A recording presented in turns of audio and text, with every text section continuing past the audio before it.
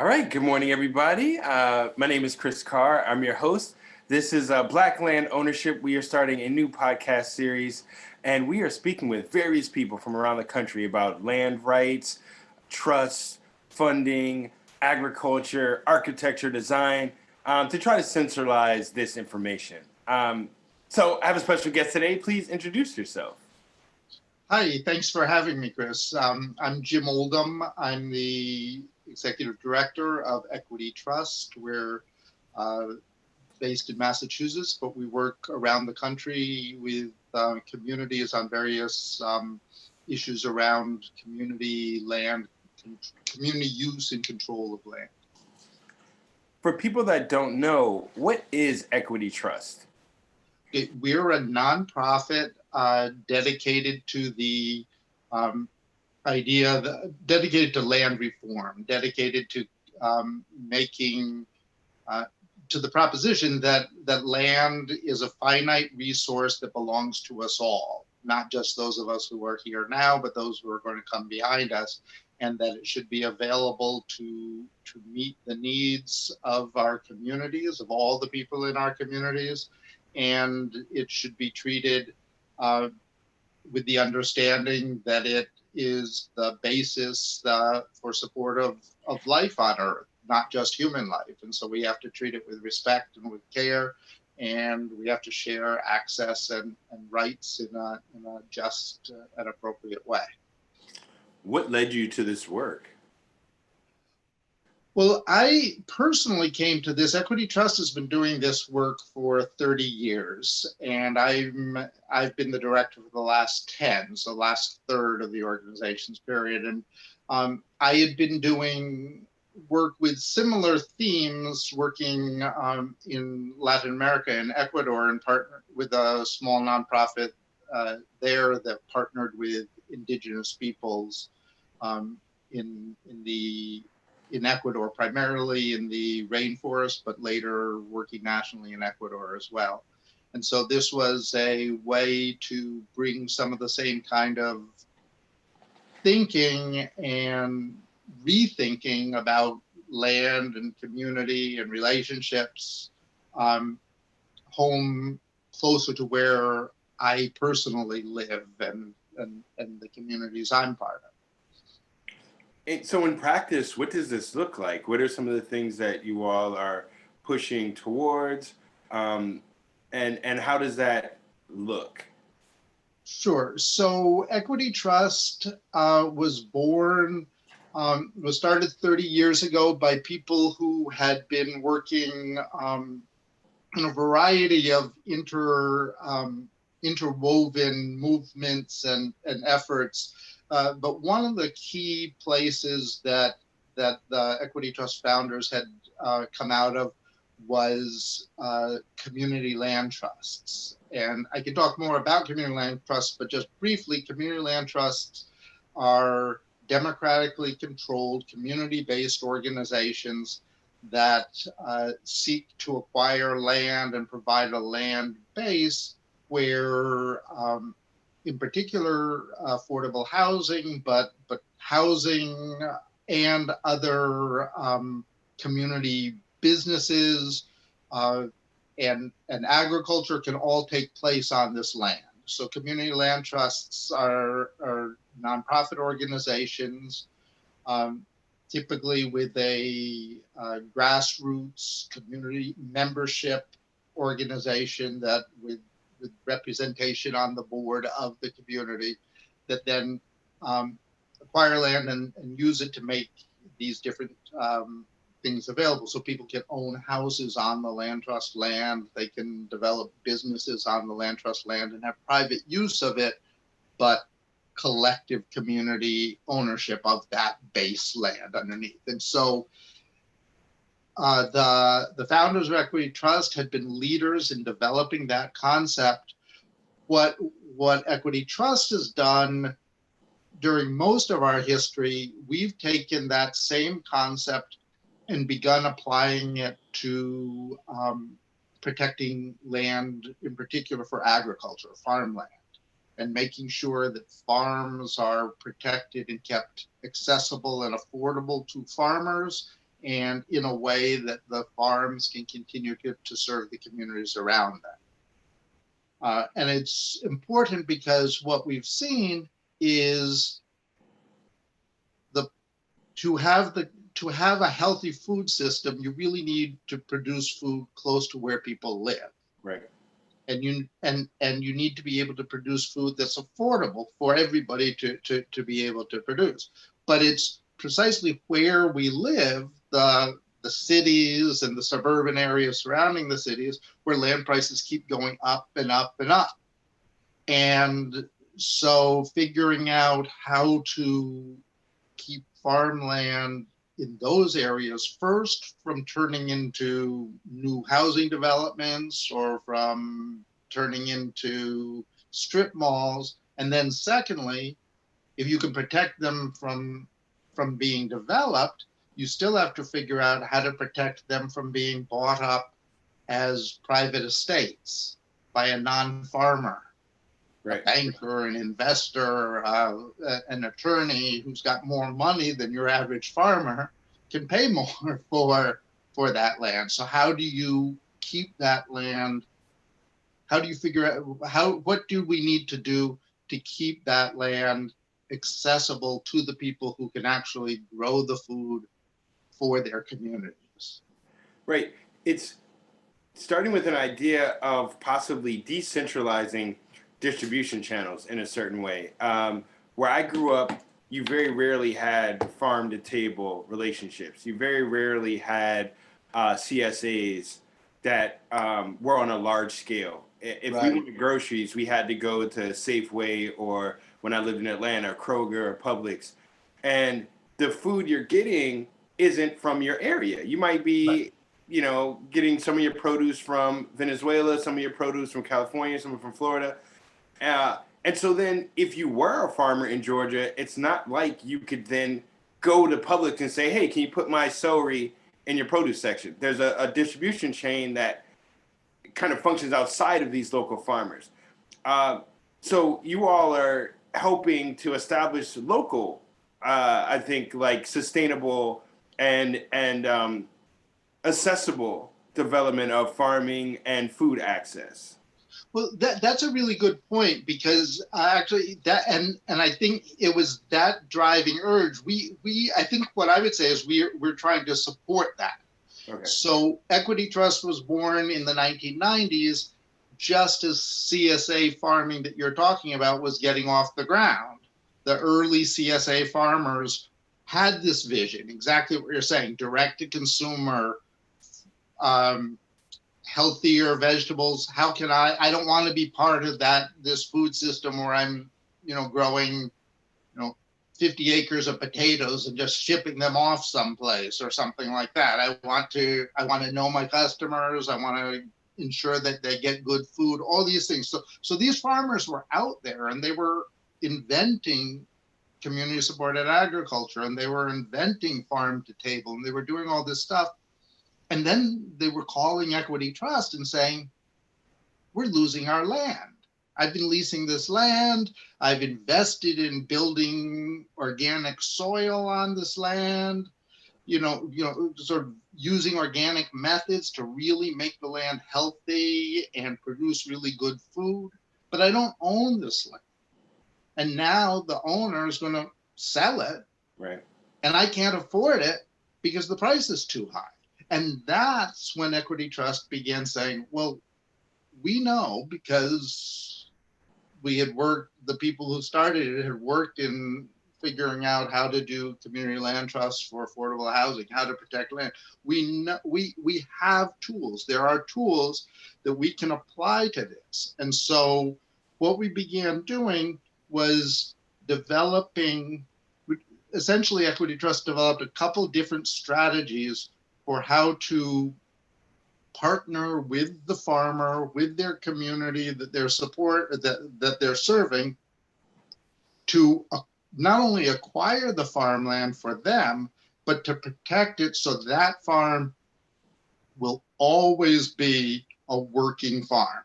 That farm is protected forever as a working farm. And we did it by borrowing from what the conservation community was doing with protecting natural habitat and protecting open space, and saying there are tools they've developed that can apply to farmland protection, and looking at what people had been doing to protect affordable housing and say, well, if you can do affordable housing, well, you can do affordable farming too. And so bringing in tools from there, and then working with, those early projects. All our projects are very collaborative and with multiple partners, and people came together and kind of brainstormed, and we developed essentially two land protection tools. One being shared equity ownership, which is what the Community Land Trust housing uses, which essentially says a nonprofit organization will own the farmland and will hold it in perpetuity, will own it always, not put it back on the market, but will make it available to farmers in a way that gives the farmers several important things. It gives them long-term secure tenure. So we're not talking about a 1-year lease, a 5-year lease, even a 10-year lease. We're talking about essentially lifetime leases. Okay. Very long-term leases, so the farmer knows, I've got security, I can invest in the property, I can really invest in my business and focus on producing food for the community. A second thing is this investment piece. The land trust or other nonprofit that owns that land, the community-based organization that owns the land, doesn't own the improvements, the infrastructure, the farmhouse, the buildings, the barns, the greenhouses. Those can all be owned by the farmer.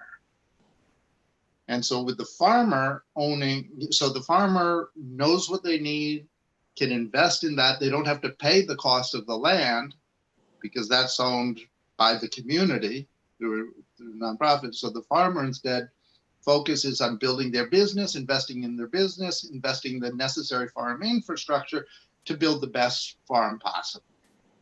And the farmer can ultimately sell that to the next farmer, but the farmer is required to produce food on that property. That's the deal. That's the trade-off. Okay, so you all have found a legal mechanism that allows for a break in kind of traditional dynamics to a certain extent. So in the past, if I were leasing farmland, I don't own the land, person A owns the land, I am using the land, I make improvements on the land, I don't necessarily get the financial benefits of those improvements because I'm just the renter. Exactly.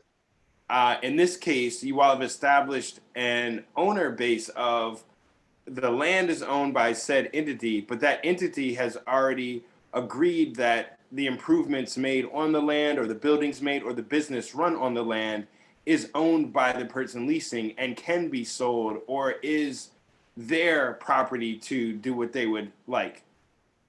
Right, exactly. With certain limitations, but yes, so it's not just they can own the business, but they can also own that infrastructure. They can build that barn and expect to get a return for that barn or that packing house or whatever.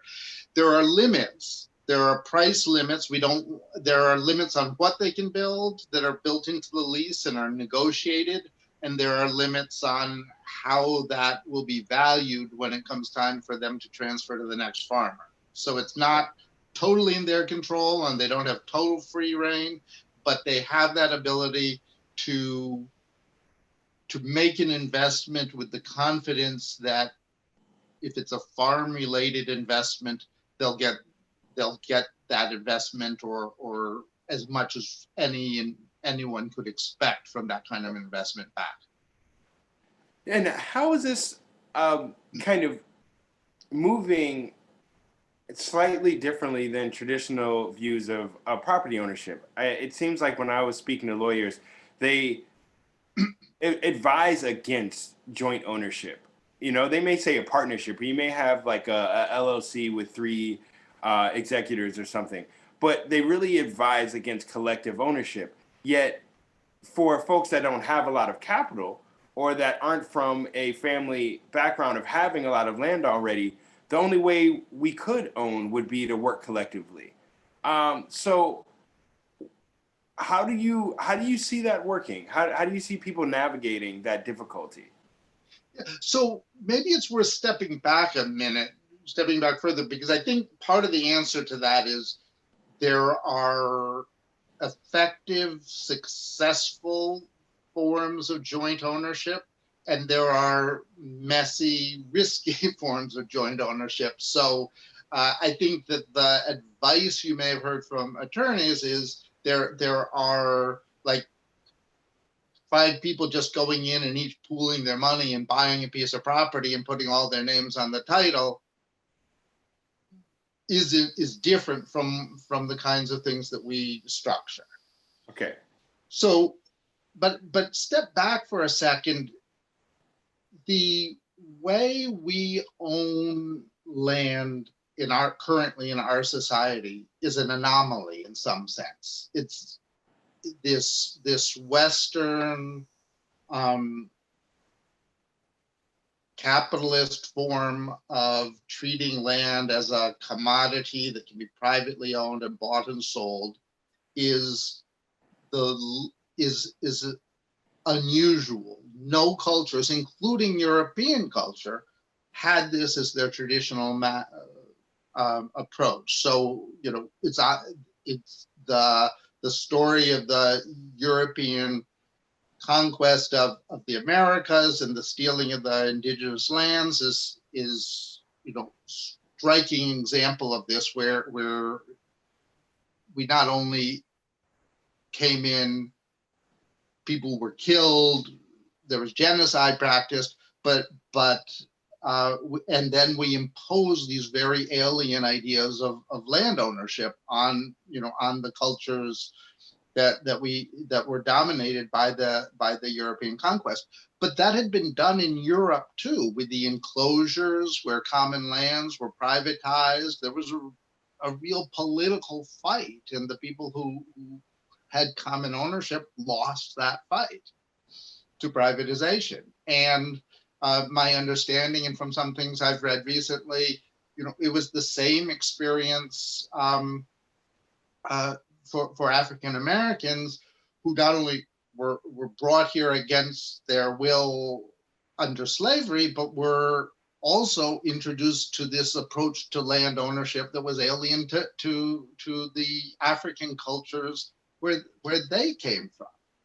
So and if you look all over the world, indigenous peoples everywhere have shared ownership. So part of what we were operating in a particular legal system, economic system that exists today, and sort of the creativity that we're trying to use is a creativity of saying, okay, under our current legal structures, how can we embrace the values of community, the values of equitable sharing of land, the values of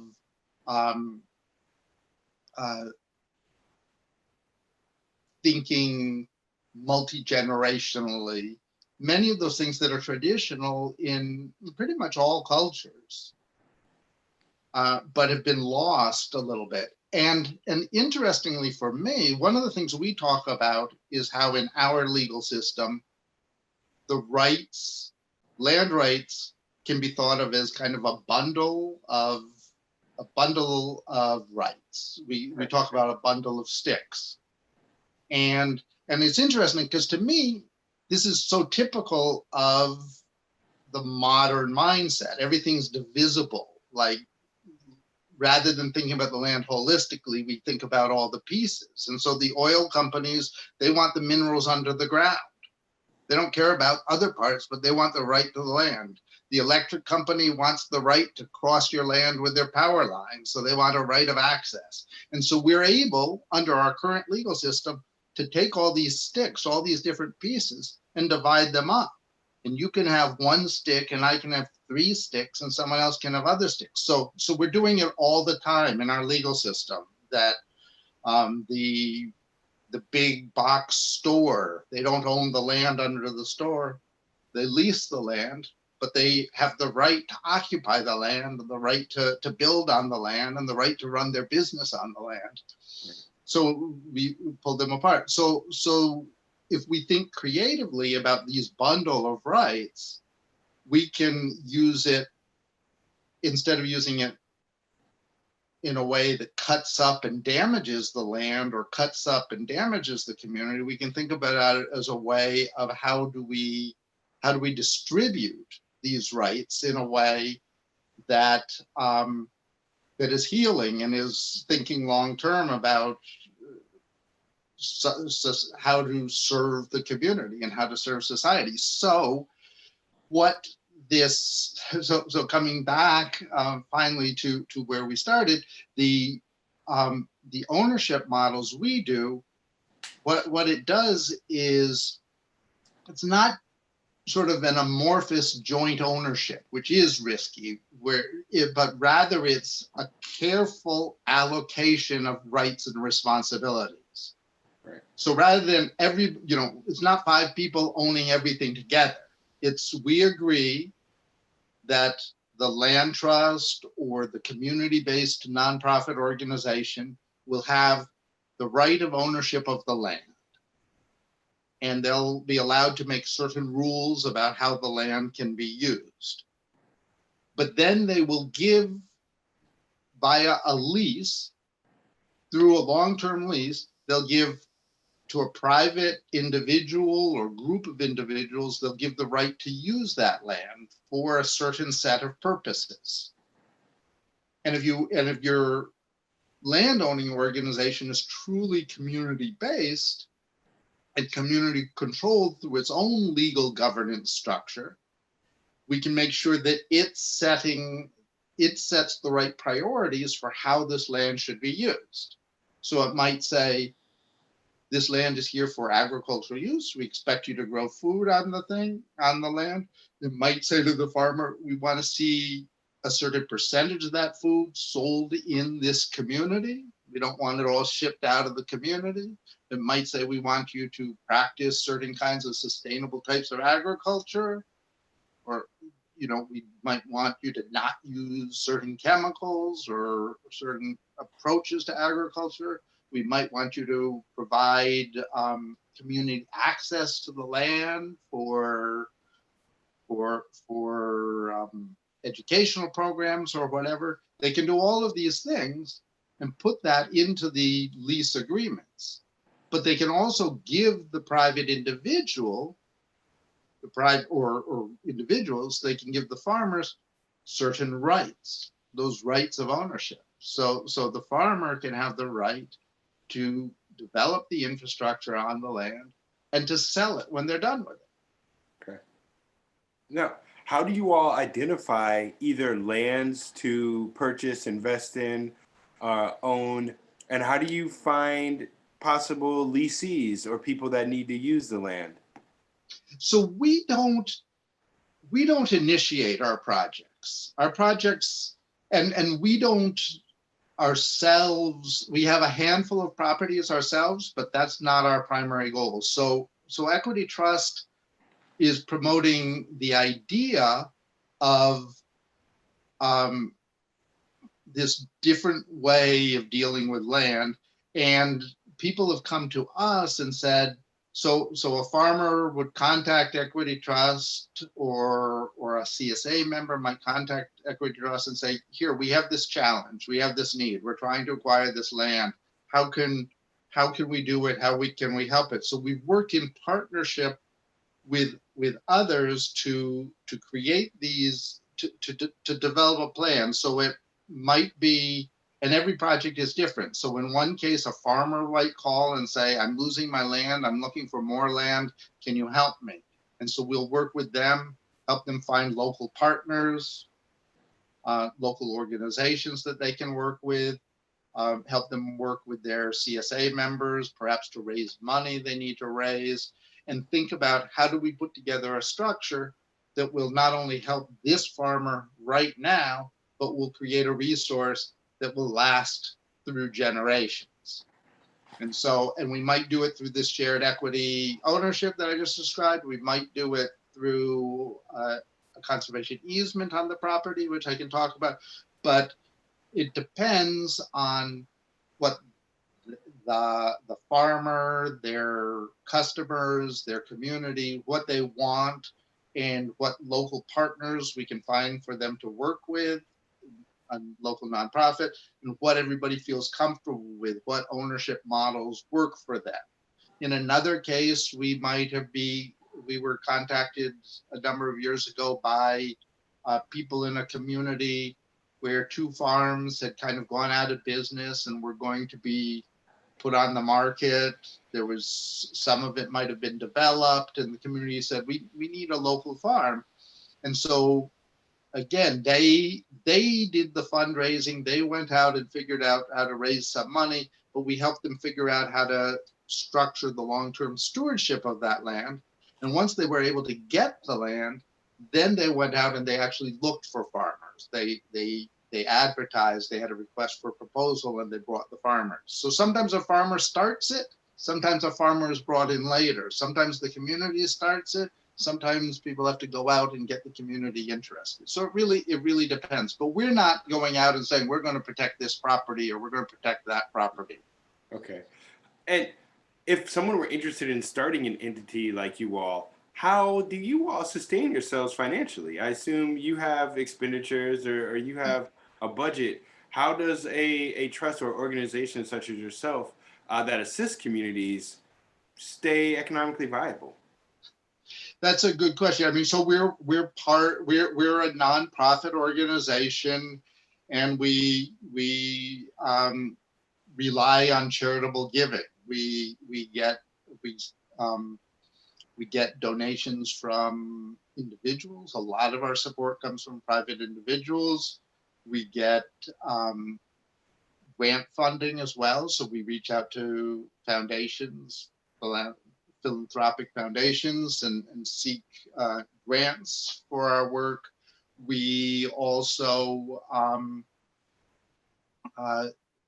do some of our work generates income. So we have sort of two lines of income that from our work. One is the technical assistance that we provide. We charge for it where whenever people can afford to pay for it. If where we're able to, we'll do pro bono work, but most of our work, at least some of it gets paid for, I guess I should say. we try to charge for our work as much as is reasonable. And then, but so that brings in, I don't know, maybe 5 to 10% of our income is from that. And a somewhat bigger chunk of our income comes from a revolving loan fund we run. So we, in addition to our land protection work, or in conjunction, part of it is we have a revolving loan fund that operates like a community loan fund, where we have funds that are made available to us by people who are either able to donate to us or able to loan to us for a relatively low return.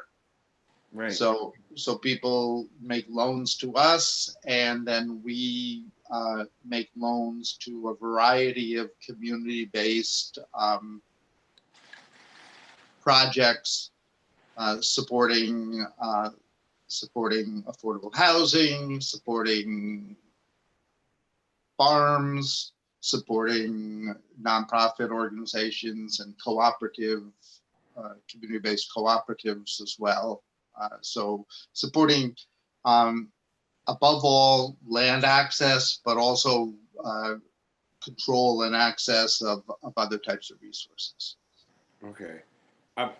Why are programs like yours or organizations like yours and others seemingly not known to regular folks like me, right? Like I've been making art for a number of years, and last like 10 or 12 years or so, mostly independent, and space is always an issue. There's always a thing of getting permission, whether it's going to a venue that's already paid the state, and then we ask that venue, can we rent their venue to do a show?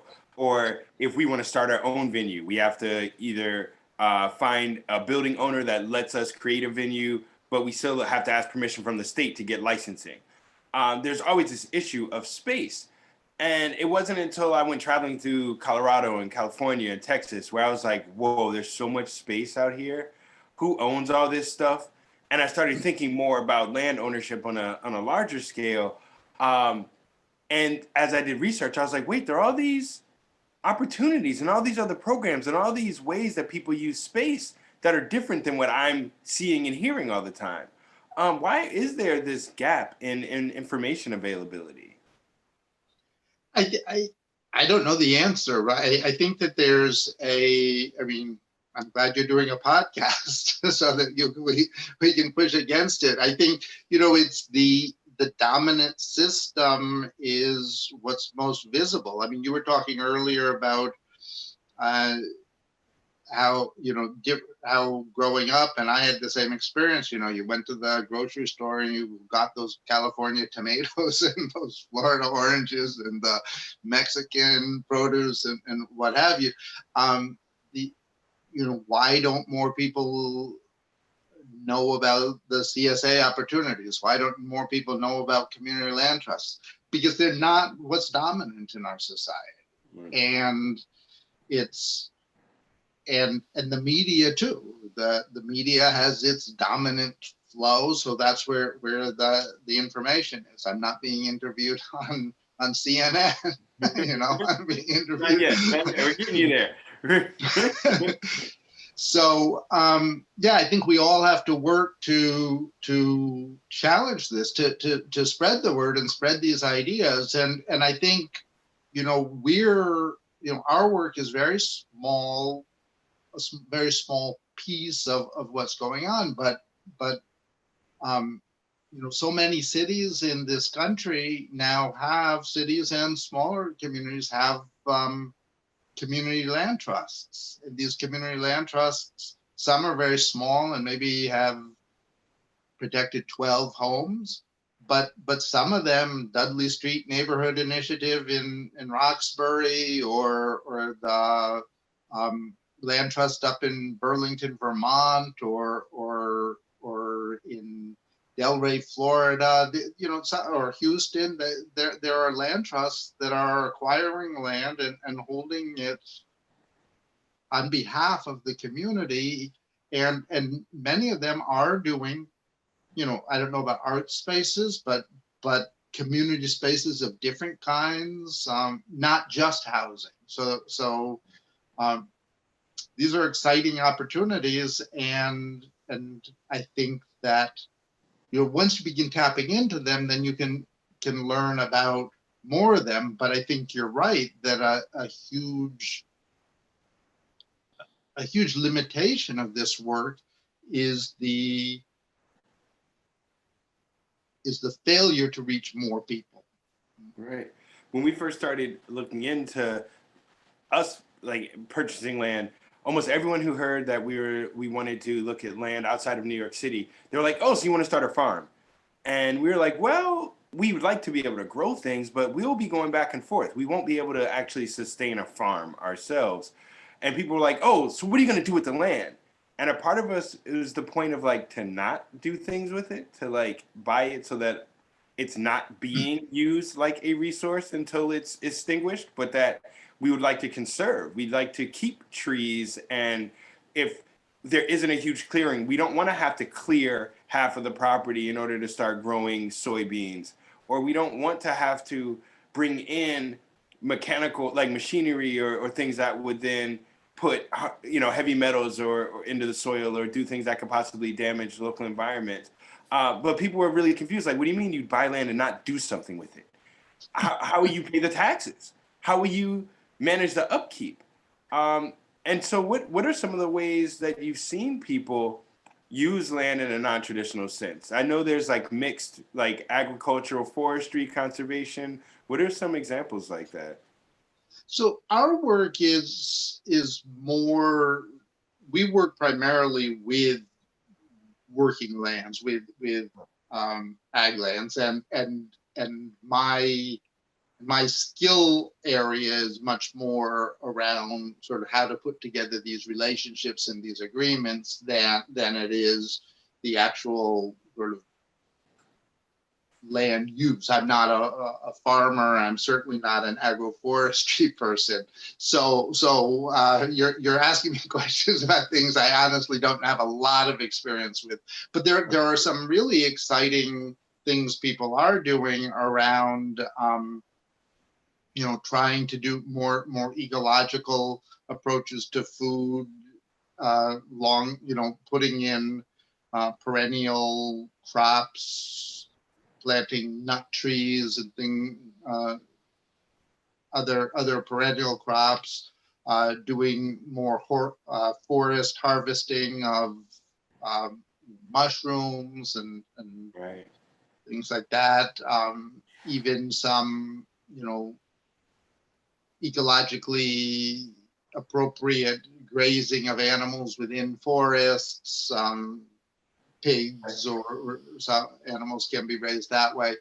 And there are obviously other types of uses that leave the land more. There are a lot of education programs, opportunities, recreational opportunities to be on land when it's while keeping it in its more natural state. So those are other things people do. I know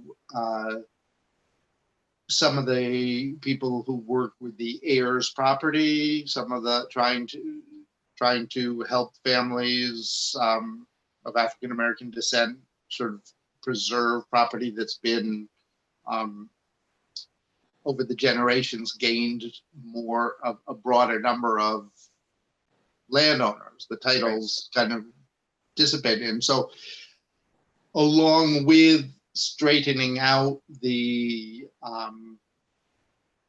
complicated legal issues around land ownership and getting that into a secure place, a parallel piece of support that some of the groups that work in this do is thinking about how to make this land economically sustainable. Because to your point, even if you're not there all the time, the tax man will be, and you need to figure out how you're doing that. So there are sustainable forest management plans that people use. So using the land for forestry, it does involve cutting, but there are, again, I'm not. This is not my field, and what's appropriate on one piece of land might not be appropriate on a different piece of land. Uh, but I think that there are strategies that can be figured out for how land can both be maintained ecologically sustainably and also sustain itself economically under our current system. It seems like some of these topics or concepts are a bit foreign to me, but we can find that there have been organizations that have been doing some of this work for a good amount of time, or some of the models, like you said, are possibly hundreds, if not thousands of years old. They kind of got lost and in our current system aren't implemented, and we're having to like refine them or remember how this works. In terms of some organizations that have done collective ownership and fair housing, New Communities was one of them that I came across. Are there any orgs like that or any institutions that you see are examples or that tie into what you all are doing now?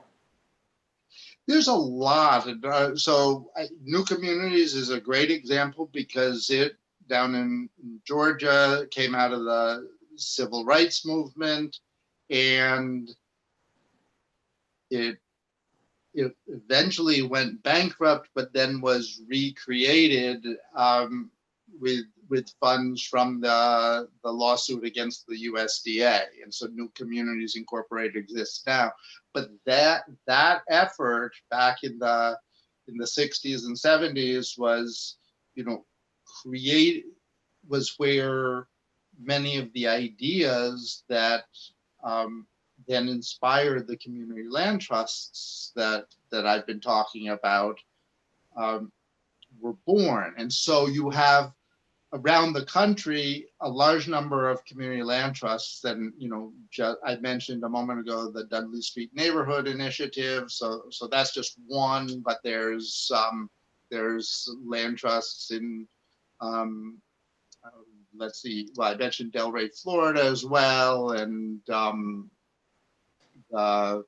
Durham Community Land Trust is another one. But, you know, there's hundreds of them, several hundred around the country that people might want to check out, just be interested in.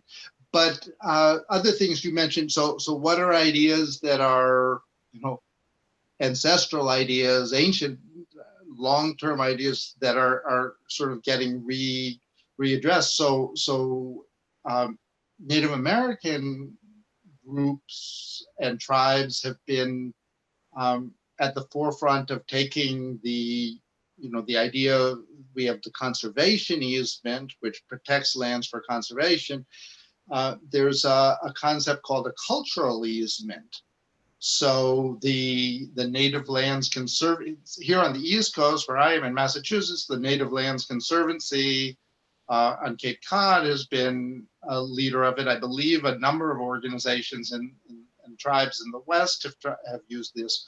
So an easement that gives the traditional peoples whose land this was access, reintroducing their right to use lands for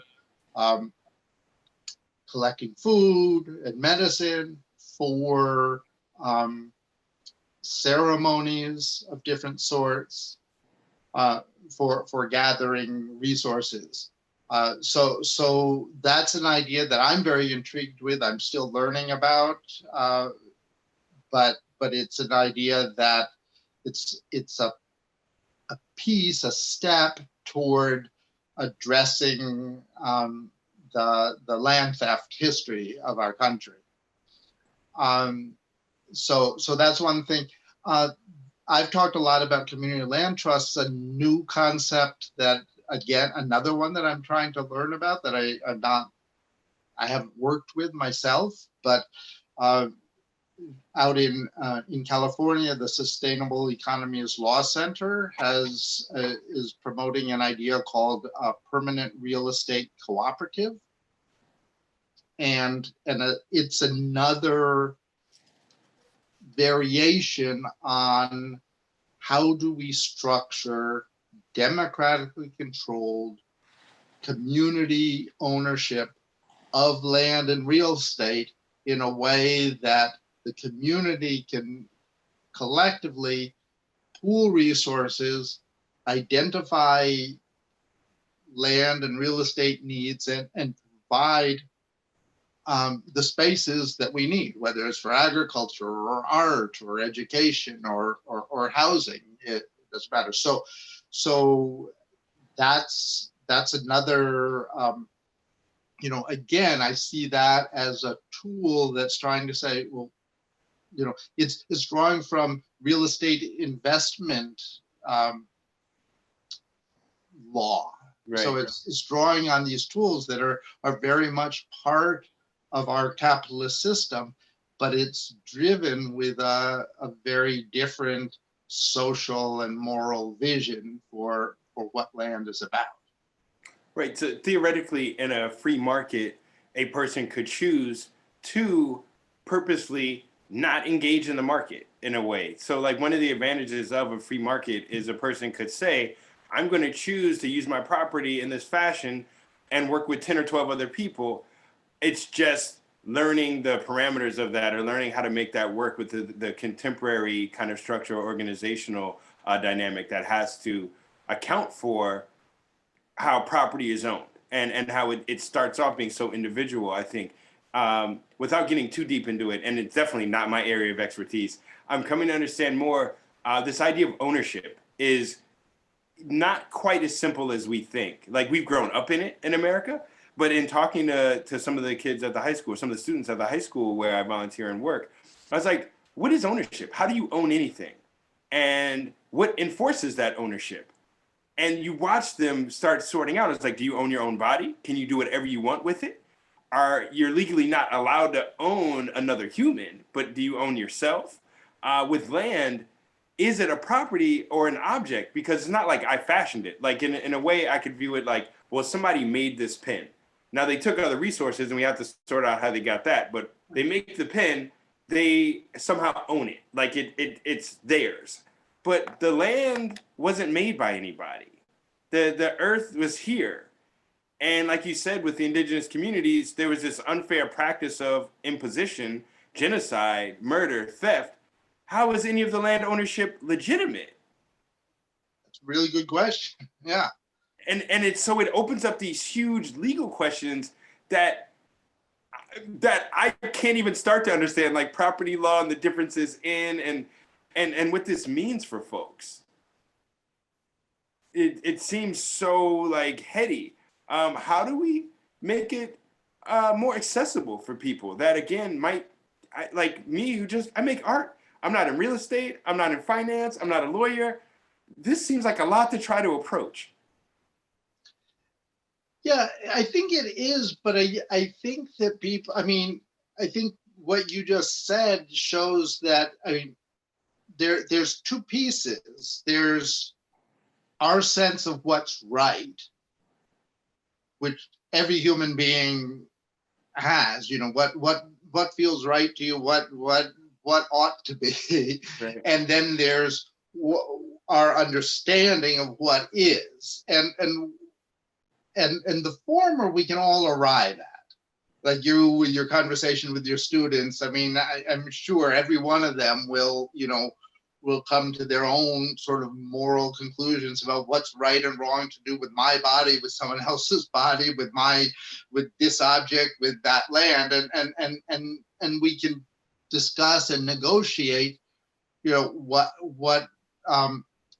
in bigger spaces, what we all feel comfortable with. Then we are starting with, as you say, an actual legal structure around land that's based on this faulty premise. We have this whole system, legal system, of tracking deeds of ownership. So this property belongs to me because I bought it from so-and-so 20 years ago, when I have a deed to prove it, and it's all recorded in the county thing. But you take that back another generation and another generation and another generation, and at some point you have, well, some king in some European country said everything from this latitude to this latitude, from the Atlantic to the Pacific, or from the Atlantic till wherever it ends, because they didn't know quite yet, belongs to me, and I can give land to so-and-so and so-and-so. And it was completely oblivious to the fact that there were people living there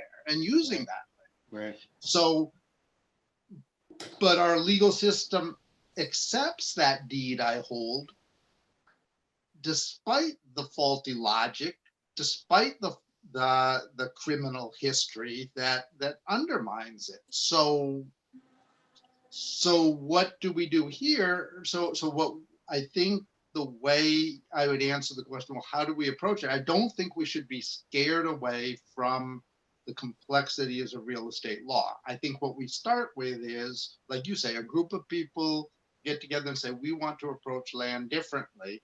We want to come up with a way to share. We need the help of attorneys. We need the help of creative legal minds, but we can agree that,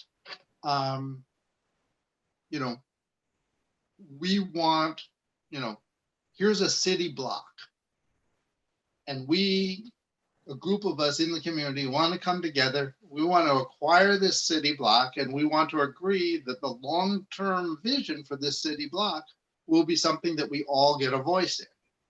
And we can say, okay, help us create the organization that will own and control the city block.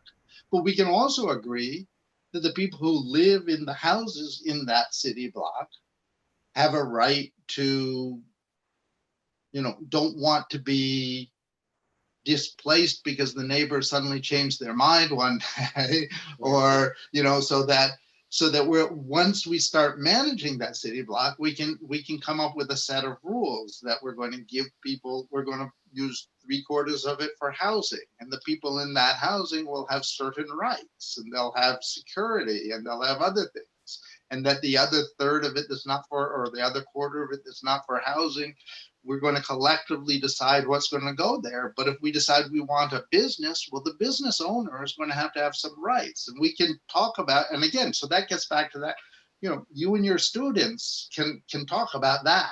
I mean, anyone, the neighbor down the street can talk about that. We can all have an opinion about that. That's not a legal question. Those are moral questions. So part of what this comes down to, it sounds like, is almost like an American distrust of other individuals having power to decision make for themselves. It almost seems like it's easier to say, look, if only 2 of us can decide what happens on the property, even though that affects 30 people, we can get to a decision. If we have to make it so that 25 of the 30 agree, or 22 of the 30 have to agree, then that means we have to negotiate. That means we have to be open to ideas that may not fit our purposes. And it seems like that's a skill set we aren't developing in young folks, to say, like, learn how to collaborate, learn how to actually compromise to where it's not both parties lose, but to where we actually find a compromise or middle ground, or something that is advantageous to both parties. It seems almost like it's almost easier to negate influence of multiple parties and say only 3 people decide. Just cut out all the discussion and the compromise. Do you?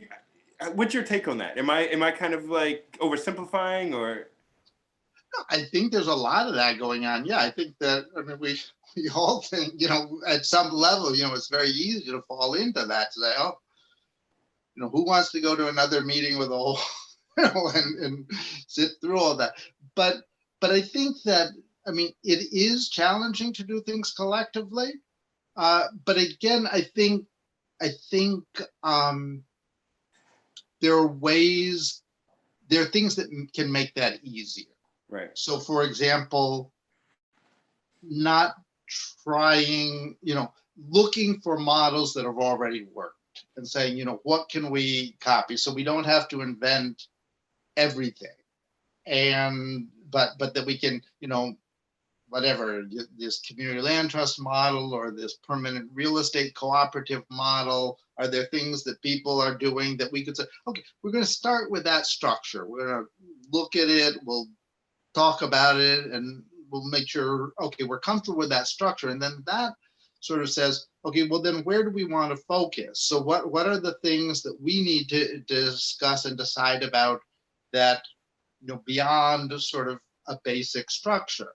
And I think that one of the things we do when we talk to people about, so for example, earlier I was talking about community members saw a farm that was going to be sold in their community. They said, we want to create a community farm. Some of the early ideas was they were going to buy this land, and then the community would farm it collectively. Right.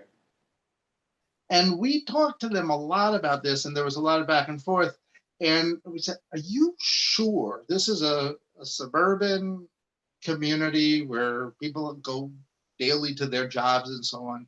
Are you going to, as a community, farm, 75 acres with volunteer labor by non-farmers, and the postal person and the nonprofit director and the artist are all going to get out there, and you're going to grow vegetables after your day jobs? Are you sure that's going to work? Right.